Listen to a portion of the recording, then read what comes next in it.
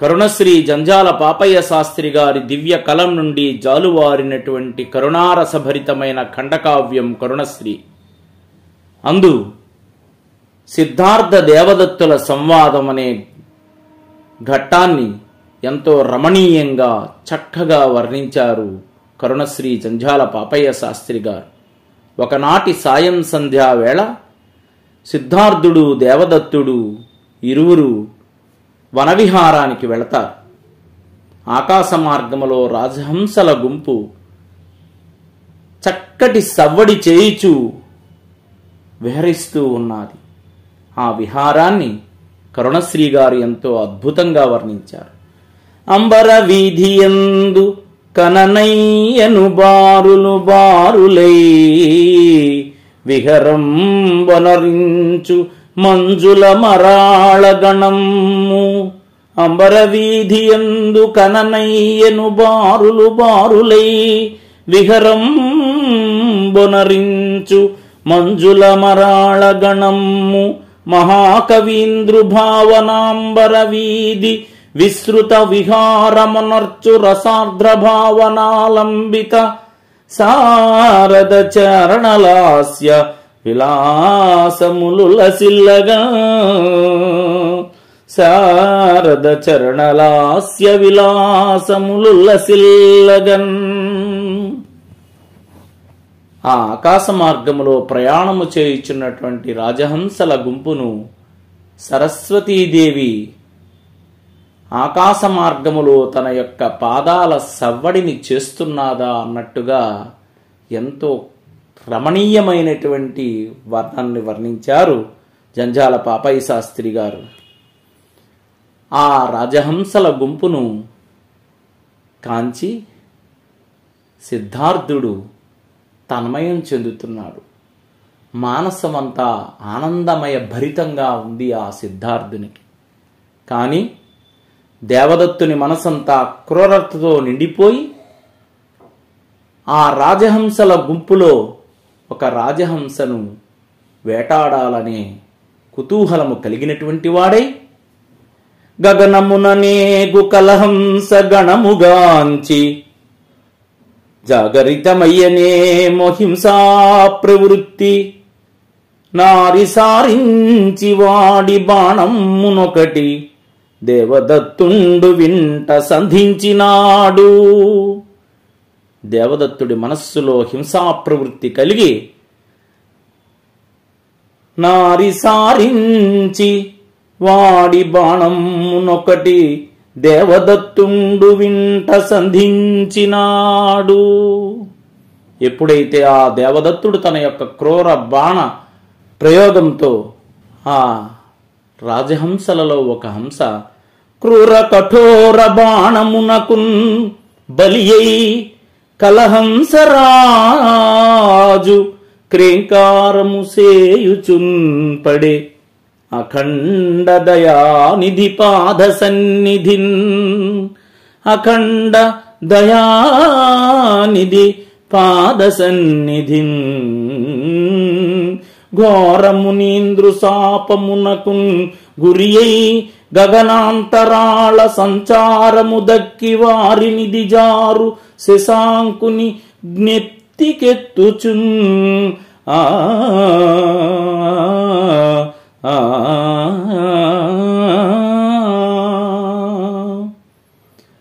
గిరగిర తిరుగుచు అరచుచు ధరణీ స్థలిగూలి సోలి తడబడు హంసన్ కరుణామూర్తి కనుంగుని బిరవిరజని ఎత్తి చేర్చే ప్రామాంకమునన్. ఎత్తి చేర్చే ప్రేమాంకమునన్. ఎప్పుడైతే ఆ దేవదత్తుని యొక్క క్రూర బాణ దెబ్బకు విలవిల గిరగిరా తిరుగుచు విలవిలలాడి ఆ కరుణాదయానిధి అయినటువంటి ఆ కరుణామూర్తి అయినటువంటి ఆ సిద్ధార్థుని పాదచింత పడుతుందిట. వెంటనే ఆ సిద్ధార్థుడు దానిని ఎత్తుకొని సేద తీర్చి తన ప్రేమపూరితమైనటువంటి తన చేతుల్లో పెట్టుకున్నట్ట. రెక్కలు దువ్వి వీపు సవరించి పదమ్ముల కుంటదీర్చి, రెక్కలు దువ్వి వీపు సవరించి పదమ్ముల కుంటదీర్చి, లేచెక్కిలి చక్కదిద్ది సరిచేసి తనూలత ప్రేమ పూర్ణముల్ వాక్కులు పల్కుచున్, దిగులు వాపుచు ముద్దుల భుజగించుచున్, మక్కువ మీర గౌతమ కుమారుడు లాలన చేసే హంసమున్. రెక్కలు దువ్వి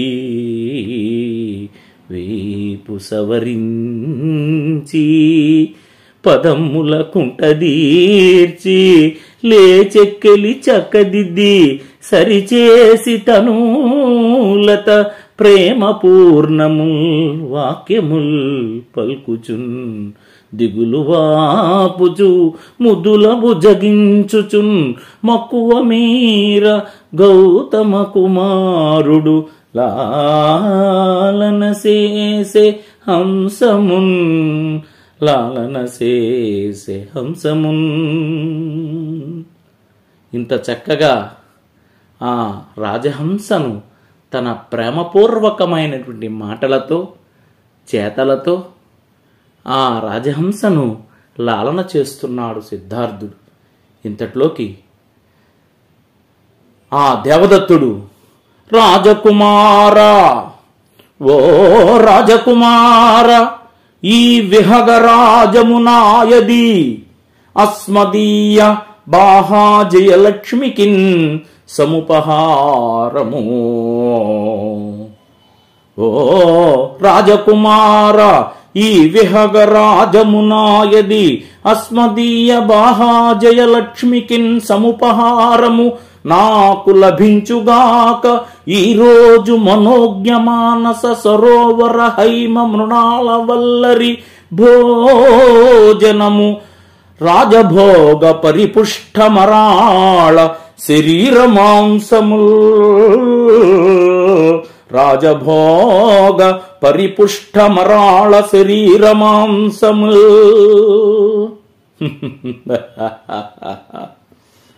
ఈ రాజహంస నాది, నా చేత పట్టబడినది కావున ఈరోజు పరిపుష్టమైనటువంటి భోజనానికి నాకు ఇది లభించినది, నాది ఇది.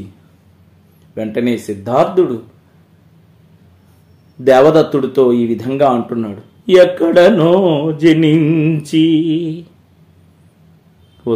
ఓ దేవదత్తుడా, ఎక్కడనో జనించి, ఈ రాజహంస ఎక్కడో పుట్టింది. పరమేశ్వరుడిచిన గాలి పీల్చి, ఎక్కడనో జనించి పరమేశ్వరుడిచిన గాలి పీల్చి, వేరొక్కరి జోలికేగక ఏదో భుజించి,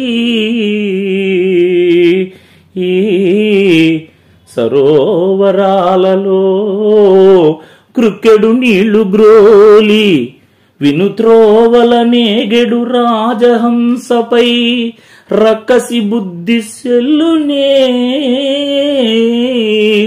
మరాళ మరాళ శరాగ్నులోర్చునే, మరాళ మరాళ శరాగ్నులోర్చునే,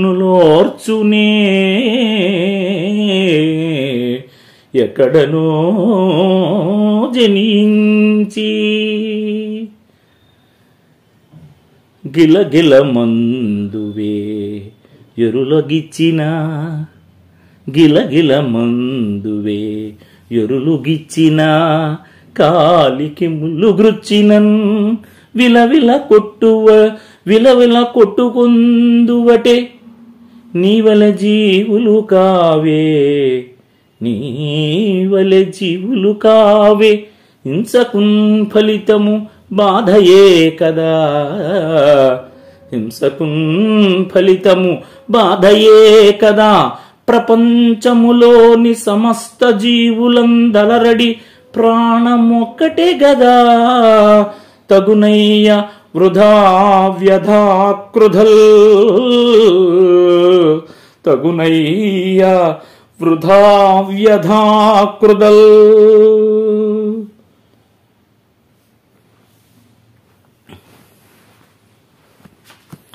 మానవత్వమునే కాళ్ళమటగించి దానవత్వమునే తలదాల్చినావు. స్వస్తి చెప్పితివేని సౌజన్యమునకు స్వాగతము సంగీతేమి దౌర్జన్యమునకు. ఏమోనయ్యా సిద్ధార్థ, ఈ రాజహంస నేను నా చేత గురు చూసి కొట్టబడినది కావున నాది నాది నాది నా దేవదత్తుండు, కాదు నాది అనియే గౌతముండు. నాది నాది అనియే నా దేవదత్తుండు, కాదు నాది అనియే గౌతముండు. వాదులాడి ఆడి వారిద్దరును గూడి ఏది కూడా నిర్ణయింపలేక, ఇద్దరు ఎవరికి చెందుతుంది అనే విషయాన్ని నిర్ణయించుకోలేక శాక్యవంశ రాజైనటువంటి శుద్ధోదనుడి దగ్గరికి వెళతారు. ఆ మహానుభావుడు ధర్మశాస్త్రజ్ఞులందరినీ పిలిచి ఈ విధంగా చెప్తాడు. ఆ రాజహంస ఎవరు పిలిస్తే వస్తుందో వారికే చెల్లుతుందని. దానికి సంబంధించినటువంటి దేవదత్తుడు అంతటా ప్రాడ్వివాకవరులాడిన మాటకు దేవదత్తుడత్యంత సంతసించి, అంతటా ప్రాడ్వివాకవరులాడిన మాటకు దేవదత్తుడత్యంత సంతసించి, కలహంసమునుంచిన రత్నపీఠికల్లంతన నిల్చి పిల్చే ఖగమా ఖగమా ఇటురా ఇటురాయటంచు విభ్రాంతమనమ్ముతో కఠురవమ్ములతో చటుల స్వరమ్ముతో. ఖగమా ఇటురా ఇటురాయటంచు విభ్రాంతమనమ్ముతో కఠురవమ్ములతో చటుల స్వరముతో. ఎప్పుడైతే క్రూరమైనటువంటి కంఠస్వరముతో కఠినమైనటువంటి ఆ దేవదత్తుని యొక్క కంఠధ్వని విని భయపడిపోయి ఆ రాజహంస కృశించబోయి ఒక భయాందోళనకు గురైంది. వెంటనే దేవదత్తుడి యొక్క మాటలకు భయపడిపోయినటువంటి ఆ రాజహంస శాక్యముని చంద్రుడైన సిద్ధార్థుని యొక్క చల్లని మాటలు విని ఎంత హాయిగా ఆయన ఒడిలోకి వెళ్ళిందో చూడండి. చెల్లిరావే చెల్లిరావే మంచి మల్లిరావే, చెల్లిరావే మంచి మల్లిరావే, కల్పవల్లిరావే పాల వెళ్ళిరావే, చెల్లిరావే మంచి మల్లిరావే, కల్పవల్లిరావే పాల వెళ్ళిరావే, చిక్కదనములీను చక్కదనాల జాబిల్లిరావే, అంచ తల్లిరావే, చెల్లిరావే మంచి మల్లిరావే,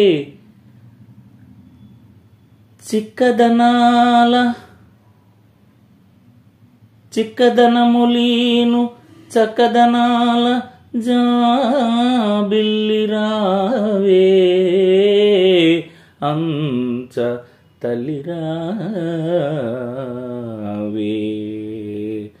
రావమ్మ రాజహంస రావమ్మ, నా ప్రేమాంకమునను నిన్ను చేర్చుకుందు, సేద తీర్చెదను నీకు. అంచుగేలు సాలించి పిలువ రాయంచ రివుమంచు వ్రాలే సిద్ధార్థు హస్తమండలముల. అంచు కేల్సాచి పిలువ రాయంచ రివుమంచు వ్రాలే సిద్ధార్థు హస్తాంచలముల. జయ జయ నినాదముల సభాసదులు పలుక, సాఖ్యపతి కళ్ళ హర్షభాష్పములుక. సాఖ్యపతి కళ్ళ హర్షభాష్పములుక. కరుణారసభరితమైనటువంటి ఈ దివ్య ఖండకావ్యాన్ని అందించిన కరుణశ్రీ గారికి తెలుగు జాతల్లా గర్వపడాలి, తెలుగు జాతల్లా రుణపడి ఉండాలి.